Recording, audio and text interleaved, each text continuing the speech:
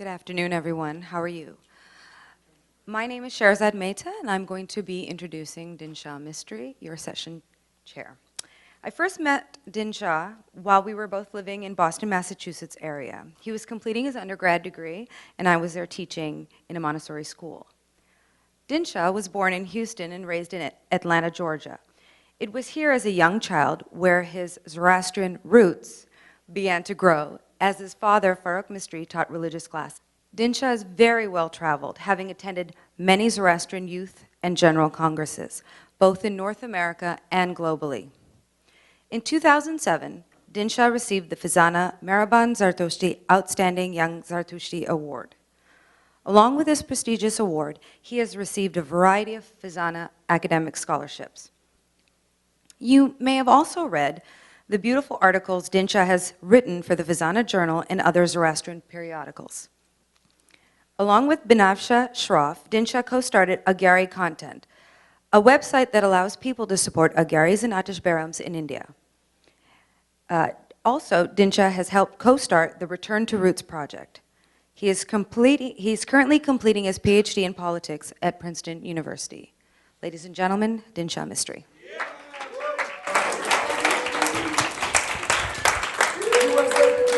All right, thank you all for coming very much. Actually, I gave this talk in 2012 in New York, and unfortunately, two bad things happened. One was it was at lunch, so everybody was eating their food, no one could hear us. And the other thing that happened was I was on crutches. So today I'm not on crutches, so if you see me dancing around the space I've got, understand that that's where it's coming from. So I'm very excited to tell you today about the Parzor Project. Lots of great things are happening with this group. It's based in Delhi. It's been running for 12 years. Return to Roots, which is what I'm involved in, is just one part of it. So I'm going to spend about probably 10 to 15 minutes today talking about their non-Return to Roots projects, and then another 5 to 10 minutes talking about Return to Roots. And we're actually very lucky because we have a lot of participants who actually did Return to Roots in the crowd. For those of you who don't know, Return to Roots is this project where we take Zoroastrian youth from across the world, especially from North America, and we show them Zoroastrian India. So it's a very exciting thing that I'm going to get to tell you about today. And you should find out from the participants who are here about how fantastic it is. So just to give you an idea, what is Parzor? It's a UNESCO-recognized organization. It's focused on preserving, promoting Parsi Zartushti heritage and tradition. They're based in Delhi, as I mentioned. It's 12 years old. UNESCO, because they're affiliated with UNESCO, all of their accounts are audited, which is a big deal for many organizations running in our community. It's run by this fantastic lady named Sherazade Kama. She's a professor at University of Delhi. She's very involved in the academic spheres in India. If you're like me and you want to do research in India, you need somebody in India to actually sign the thing saying this is a recognized person. She's very helpful for all kinds of scholars, student scholars who want to do work in India. Parzor focuses in 5 different areas, and I'm just going to touch on these very quickly. One is living heritage. Another is tangible heritage. So the difference between living heritage and tangible heritage, as I understand it, living heritage is like people telling you stories and going on, passing on the traditions of Parsi Zoroastrian tradition. Tangible heritage is what we actually have, like the architecture, the archaeology, the stuff that they take out of the ground. And we'll talk a little bit more about that. Parzor is also really focused on archival preservation. So we have these great, beautiful manuscripts all over India. And they're really, really involved in trying to preserve these manuscripts, get them into the hands of scholars, make sure people have access to information. A fourth thing they do, which has become sort of a controversial thing now, they do the medical research. So for instance, you might know about the breast cancer studies, how Parsis supposedly have higher levels of breast cancer. Parzor was involved in that. They've also been interested in looking at demographic trends across India for the community. And previously, they've been doing research on it, but in the last few years, they've become much more active in promoting Zoroastrians having more babies, earlier marriage. They've developed IVF treatment. All sorts of great services are available through Parzor. And then the fifth thing, of course, which is near and dear to my heart, is Return to Roots. So this is what we're going to talk about today. So living heritage, what is it? You've got these great pictures, you've got these great stories, you've got these great songs. They record these fantastic things all over India and in Pakistan. you've often got real wealths of knowledge with old people especially. And these people oftentimes just don't feel like they're being included very much in the community. So Parzor involves them. They go out and they record their life histories or their stories that have been passed down for generations. And we have those now. Otherwise, we wouldn't have them. So it's a very important thing. They also organize events, and they support arts and cultures in different ways. So this is torand making. It's happening in, I think this picture was taken in Navsari. They sponsor people who will make this. They also sponsor people who will come and study this. So we've got Kehan Irani, who's based in New York. She actually went and spent a lot of time in India doing this stuff, looking how we can make these sorts of items. And now she's written about it. She knows the crafts. She can pass it on to the next generation. I think she must be in her early 30s, mid-30s, so she's very young. And that's a nice thing, because otherwise these arts would be lost. So lots of good things are happening on that dimension. Oh, by the way, there's things for sale. You can buy things. So if you go to their website, you can see these beautiful garas. You can see purses. There's an up-and-coming fashion designer named Ashdin Lilawala, who's made a lot of these things. He's becoming a big name in Indian fashion. You can see they also win lots of important awards.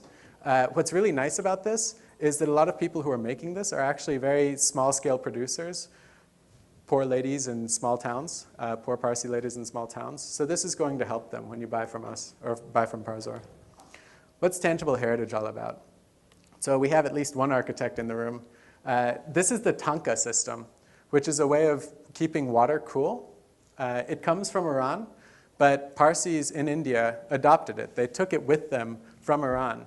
The Parzor group has done a lot of work looking at how these sorts of transmissions have taken place, especially on tanka systems, but also on agaris. So they're diagramming old agaris. This is the agari at Diu, outside of, I think this is Goa, Daman, and Diu, it says. So they've been looking at these sorts of things. These buildings are falling apart, and they need to be preserved, or at least we need to have maps of what they looked like at some point. And then, of course, archaeology. They were very involved in excavating Sanjan. They supported people who were saving pieces from the first real Zoroastrian town in India. It went underground probably 500-600 years ago. It got covered by things. But we can excavate, and we can see what our ancestors did way back when. So it's a very exciting thing that they're doing with this. Archival preservation. So oftentimes when we see Parsis in the news, we're very quick. We email it to all our friends. Zoroastrians are in the news. We sort of bound our chests because it's always a good article. But we've actually gotten some bad coverage. So this is an article about how the Parsis are basically ignoring our history. And it's really sad because we've got some really amazing archives that we're sort of just ignoring. This is a picture from the Merjirana Library in Navsari. This place has all kinds of incredible documents. You can learn just about anything in terms of the religion. And I'm not just talking about Indian religion either. They received a lot of important Iranian documents over the last 500, 600 years. So they've got all sorts of really important information, not just for scholars, but I think that if this material is prepared for us as well, it's pretty exciting. Unfortunately, it's falling apart. By the way, this is a really important scroll. This is not just Zoroastrians, but Akbar was an important emperor in India. They've got, these things are like, if you find a letter written by George Washington, that would be the same as this, except imagine George Washington was 300 years earlier. And they don't even know how many of these they have. Like, it's a library that just doesn't have the infrastructure that it needs to have. So you can see, books are falling apart. This is, I think this is an Avestan dictionary. It costs about between $300 and $3,000 to save just a book. The library needs bigger infrastructure as well. You can see what it looks like when they restore it. This is a Corde Avesta, one of our, our main prayer book. I don't know if you can tell, but in red, it's written in Pahlavi, and in black, it's written in Gujarati. And the way it would work is a student would sit over here and would read, and then the teacher priest would sit over here, and they could sort of read with one another together. This book has been preserved, and it's really important, I think. We need to see how Corde Avesta works. We need to see what the translations are, how it's different from Pahlavi and Gujarati if we want to understand any kinds of the differences between Iranis and Parsis. And here it is, right? And it's not just me who gets excited about this. So when we went on Return to Roots, you can see all the people who are really you can see all the people who are really interested right there. I actually had a great picture of Bezan, and his eyes were popping out from seeing one of these old documents. I think we were looking at how the Dakma system was previously done. So I think it really is something relevant, not just for scholars, but actually has some bearing on how we want to practice our religion in the future. Medical research and demographics. So they're doing a lot of great things in terms of understanding what kinds of sicknesses we might be facing. I was just talking to a young Zoroastrian girl today, and she was saying how, since we're such a small community, we might be getting more genetic problems because we're all marrying one another. That's testable, If you're interested in medical research, that's testable, and Parzor will help you and support you as you try and figure out what's going on with us. So you can do that. I don't know if any of you saw this ad. This ran in Amul. Amul is a butter company in India. And they were making fun of a big controversy surrounding the Geo Parsi Project, which is another thing run out of Parzor. Geo Parsi, I'll show you the ads in a second, and I'll tell you the controversy. Geo Parsi is a very interesting project. The government of India, in combination with Parzor, for the last 10 years or so, has been helping Zoroastrian couples have babies. And we, as you probably know, are a community of late marriage and even lower fertility rates. So it's a big problem for our community. And people have thought outside of the box of how to encourage having more babies. Parzor does a lot of different projects. So they offer medical treatment, they offer guidance. I've heard really embarrassing stories about how some Parsi couples didn't even know how to procreate. And Parzor is there for that. They give guidance on these sorts of things. And it results in babies. 680 couples have sought counseling over the last 10 years. So Geo Parsi program, it's recently gotten into some flack for these ads. I don't know if you can read it. On the left, it says, "Who will be snooty about being superior if you don't have kids?" The center one, "Had an heir, have a spare quickly, because when you're gone, they'll have each other." Isn't it time you broke up with your mom, right? So it plays on these sorts of themes. And yeah. They were accused of being very, sort of sexist, saying that our women need to make babies and that we're a community of pandas and we should just sort of accept it. All sorts of negative stuff like that. The ads, I should mention, were done completely pro bono by Madison Advertising, which is one of the larger advertising companies in India. And actually, because of these ads, they got picked up in international news and all sorts of things like that. A lot more couples were coming in. So just, the firestorm that picked up over this controversy brought couples in, they got more treatment. So that was a good thing, I suppose. Don't really want to argue about the controversy, though, if we can avoid it. So let me tell you about Zoroastrian Return to Roots. This is the fifth thing. I'll really tell you a lot about this because it's perhaps the thing I'm most passionate about. So the idea is that we bring Zoroastrians from the diaspora, from across the world, we bring them back to India. Eventually we want to go to Iran. And what we want them to see, what we want them to feel, what we want them to ultimately take away is sort of this sense of community, right? We want them to feel connected to a broader global community. We want them to return to their local areas, wherever that might be. We want them to sort of, build up or become participants in their local communities and ultimately engage. So we want them to return to their roots. We want them to reconnect with their identity, and we want to revive the community ultimately. So what do we do? Well, we've got a trip coming up. We did one in December. Our next trip is in March. This is the mouth of the Nargol River. Does anybody know? I guess most of you probably know the story about how when the Hindu kings, when the Parsis came, the Iranians, I guess they were Iranians at that time, they were sailing from Iran, and they were looking for different places to enter, basically to set up, have a safe home. This is where they chose to enter. They come up the Nargol River right here, and this is where it all begins in India, at least according to the legend. The king greets them. The king says, we've got a bowl full of milk, it's at the brim. And he says, what can you give us? The Parsis add sugar, and they say, this is how we'll blend into your society, and this is how we'll sweeten the society. And from there, that's where the Parsis get their start. This is where it all starts. We take people to this place. They can see it. They can experience it. They can see literally where their ancestors entered India. Next trip is March 10th through 22nd. We really want participants to come. We've got, this trip is going to be open to anybody who's had an Avjot ceremony or Sudra Pushi. On the last trip, we had 16 participants total. 4 of them were Iranian, so they had no ties to India apart from just being curious. So we're very open and welcoming. We want people to come in.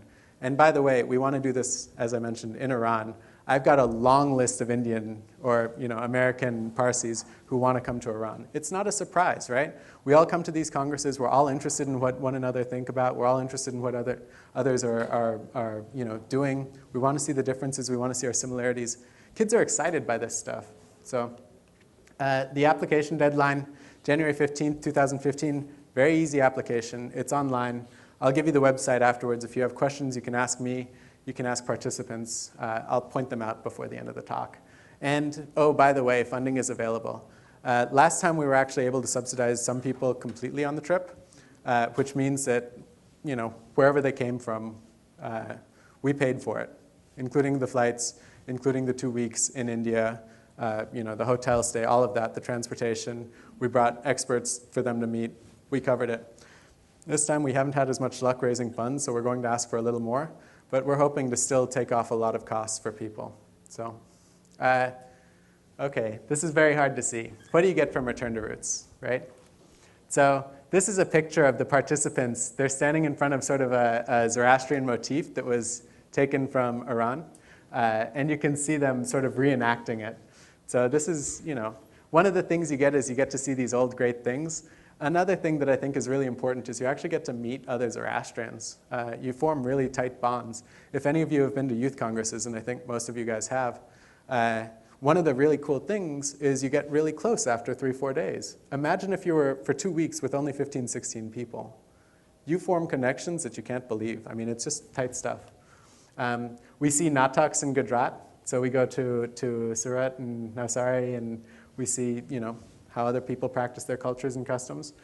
We went to the Tata Sons Tata House. For those of you who don't know, Tata owns all sorts of big names. It's one of the largest corporations in India, Jaguar Land Rover. We had 2 managing directors speak to us about how Zoroastrianism informs their own management practices. It was fantastic, right? It was really interesting. Again, I'm sorry if you can't see the pictures. You find connections you didn't even know. So we were at different places.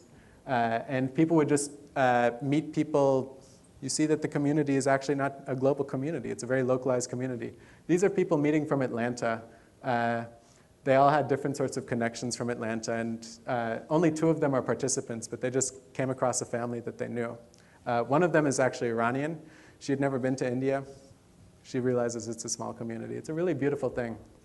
And then, of course, as I mentioned, the participants, we have lots of fun together. We're playing cricket with some local kids right outside of Navsari right there. I think Kurush is hitting. Kurush is in the back. Bezan is right there.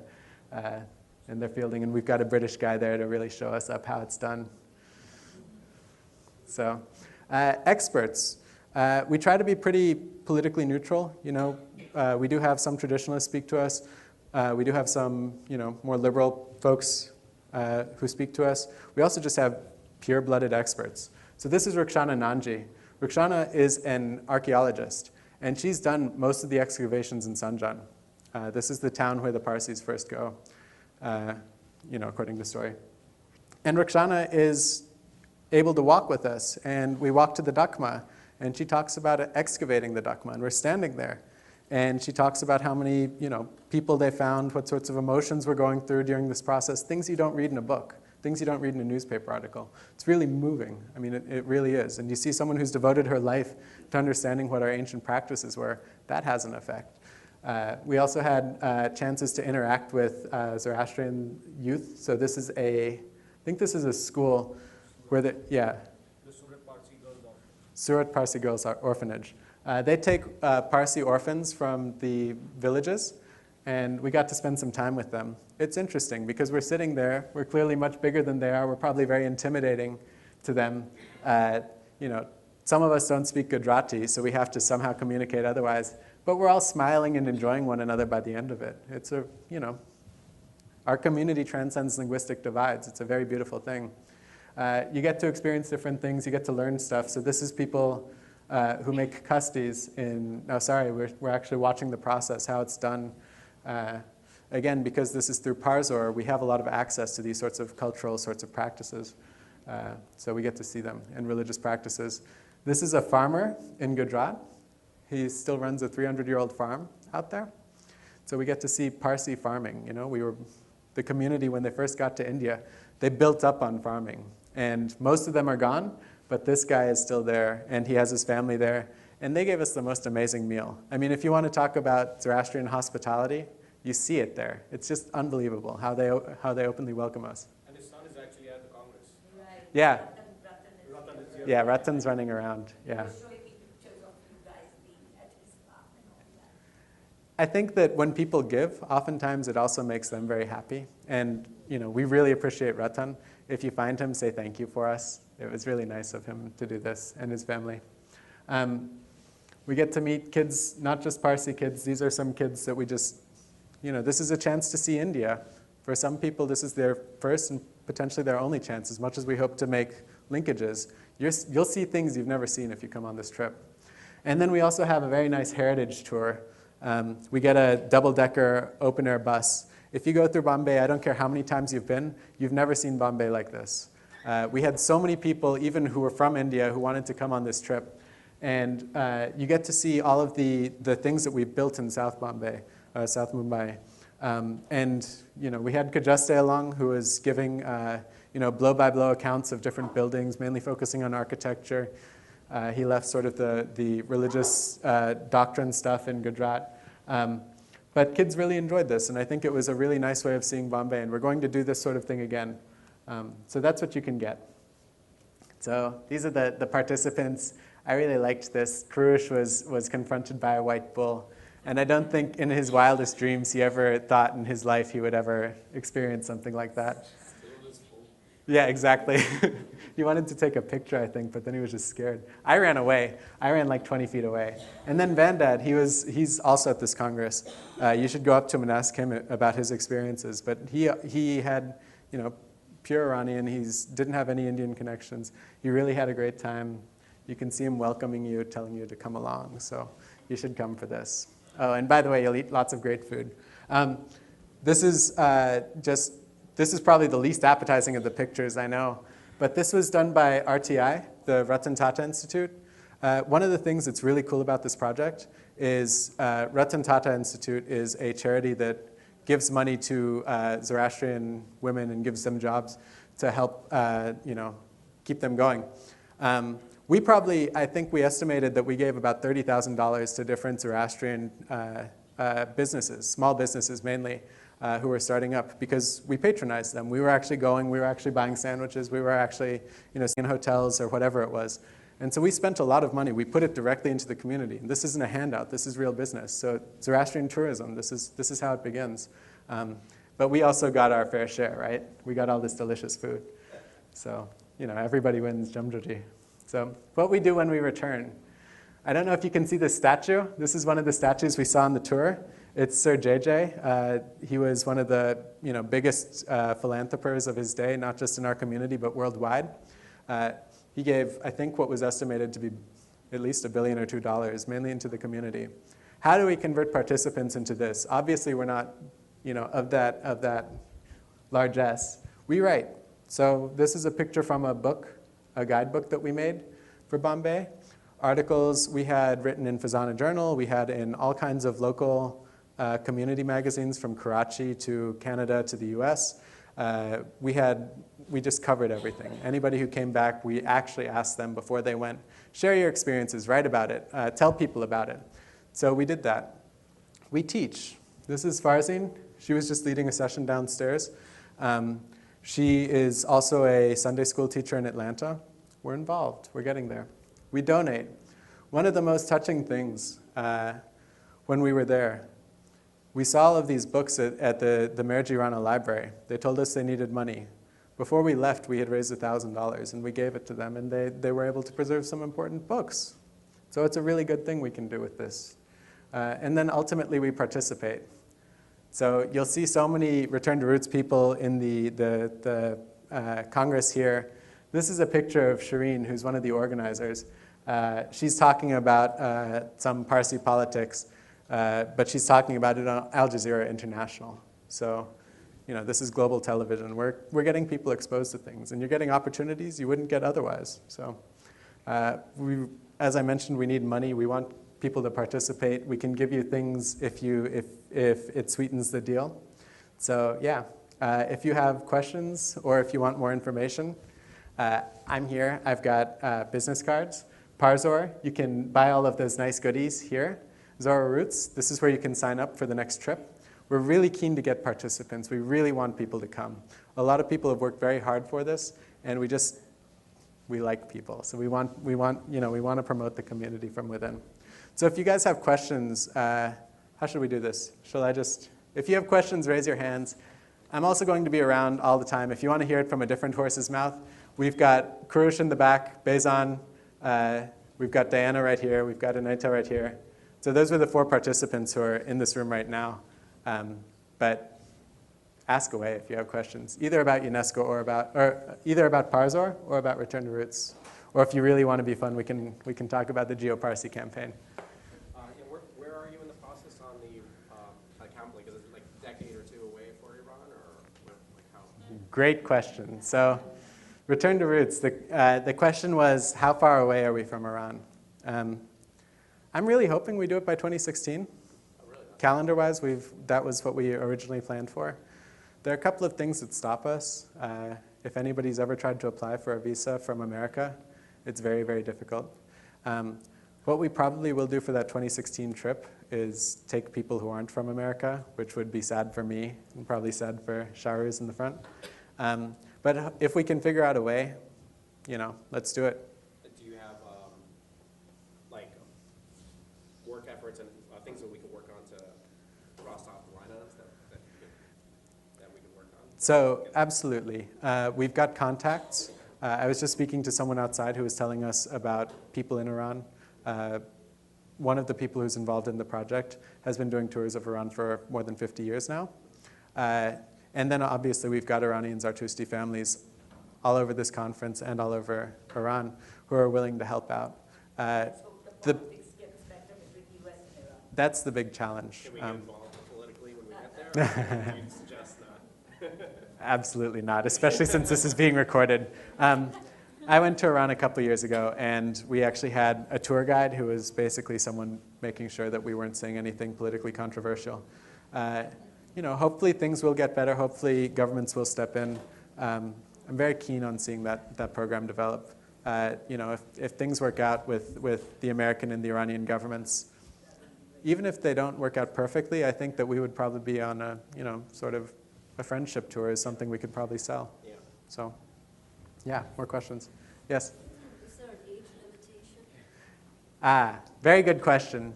Is there an age limitation? So the Return to Roots trips, especially when we're subsidizing, we're aiming for participants between the ages of 22 and 35. What we do for older groups, we have a full slate of programs. We have experts lined up in these different places. And we're able to hand you sort of the guide, the program, and say, if you'd like to do this and get a group together, you can. But we haven't yet arranged adult trips. So this is mainly focused on youth. But that's a great question. Other questions? There's actually a lot of interest in more non-youth sorts of trips, because you really do see things you won't see in India. So will you be doing the same things if you ever get to that point? Absolutely. I mean, we might not coordinate it. We might ask someone else to coordinate it. But we have different groups who have come up to us already, and they've asked, can you give us the information about it? Can you hook us up with the travel agents? We can do that all. I mean, the mystery of it is really in the coordinating the travel, and we've got some great people in India who will help everybody do that sort of stuff. So, yeah. So, a lot of people who have Pakistani heritage can't go to India. What are you going to do for them? So the question is, what about people from Pakistan? This is also related to Americans who were born in Pakistan, who have trouble getting visas to India. We've got a great team who can get Pakistanis visas to India. And so if you want to see, I think you had this issue. Okay. Yeah, some other participants had troubles getting into India. We can get you in. That's not a problem for us. So we have surmounted some visa challenges at the very least. Hopefully we can do more. More questions? Yeah. How do you measure the success of this program? Great question. How do we measure the success of the program? So are you talking about the PARZOR program or the Return to Roots program? Return to Roots. So ultimately what we want to see is we want to see participants who come back and they get involved in their local communities and really spearhead future efforts. And I think we've been pretty successful in that dimension. It's only been 11 months since our first trip, and already you see people doing all sorts of wonderful things from our participant pool. Ultimately, if you want to talk about other kinds of measurables, I'd like to see this have an endowment or something fully sustainable such that we don't have to go around asking everybody for money every trip. We have a ways to go before we achieve that, but I'm pretty optimistic. And I'd like to see trips happening as much as people want them. And I'd like to see trips going to Iran. It's a very nice program because it can really expand to very large levels. But at this stage, we do one trip a year, one trip every 16 months, and that's where we are. So, more questions? Yeah, Johan. Question. Maybe a controversial question. On the PowerPoint it says, anyone who's had enough Joseph Sablebushi. Yeah. What does that mean? Yeah. So that is a controversial question. Actually, before I answer that, I'm trying to right now convince Johan, who's an expert on Zoroastrianism par excellence, to do an informal session. So if you have interest in asking all sorts of controversial questions back to him, we're going to set that up. I'm hoping. So so that means that on this trip, we're not going to go to places where, so in India, the way it works is if you want to go to a fire temple or certain consecrated fire temples, your father has to be Zoroastrian and you have to have had the ceremony performed, the Navjot ceremony performed. If your mom is Zoroastrian and your father is not, you can't go. On this trip, we're not going to go to those places. We're not going to be involved in that controversy. So we can take anybody who's had their ceremony performed, whether their mom is Zoroastrian and the father isn't, or vice versa, or if both parents are Zoroastrian. So we will take anybody. Yeah? What about Converts? I think at this stage we're not going to take them, but if somebody has a good case to be made, we'll certainly listen to it. But no solid answer on this. We haven't had any applicants so far who fit that bill. Usually, actually, when they apply, sometimes they write, "I'm Hindu," and this trip isn't for people who are identifying with another religion. Yeah.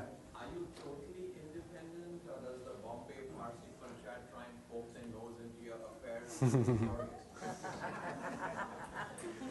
Yeah, we have, thankfully, so Bombay Parsi Panchayat, as you know, is mired in lots of fights right now.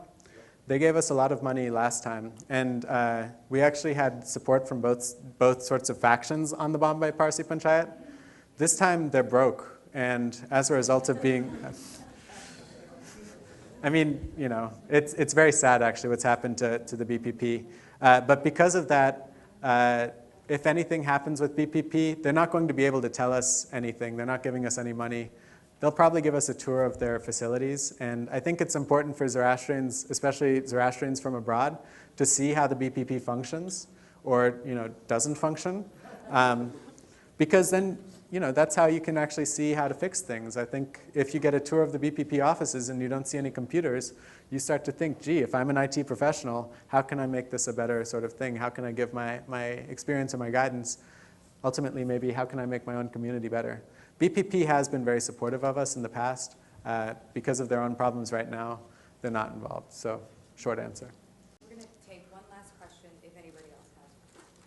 Yeah. Another controversial question, perhaps. You mentioned on some trips you require that your Navjot to be performed. Mm-hmm. Is there any requirement of wearing your sutra and your pushti all the time? Maybe I shouldn't tell you this, but some of the Iranians who came on the last trip, I won't say Iranians, some of the people who came on the last trip Yeah. They weren't the most regular Cedra Casti wearers. But what was really interesting, we brought one of our participants was a priest. And what did they spend their nights doing? They learned, what they're expected to do, how to tie it, how to put it on. And that's actually a really nice thing. I mean, there are members in our community who don't do this on a regular basis. We're not ones to judge. But if they're interested, if they want to know how to do it properly, and if you want to do things in like going to certain temples in India, you certainly do have to do it properly. We have people there who are going to help. And it's not necessarily some adults saying, this is how you say your prayers. It's oftentimes this sort of lateral support. You get it from a youth rather than from an adult. So it's a very nice sort of thing. So. But I met a Parsi elder, and he said, I've done the Navar Martha, but I don't wear Cedra Casti. I said, that's okay, I'll still accept you as a person. So there you go. So we'd like to thank Dinsha very much for this, and I know he is always willing. So he's always willing to talk about this, and obviously you can see how passionate he is about Return to Root, about everything. So a token of appreciation from the Congress thank you. Committee for you. Thank you, Dinsha. Thanks.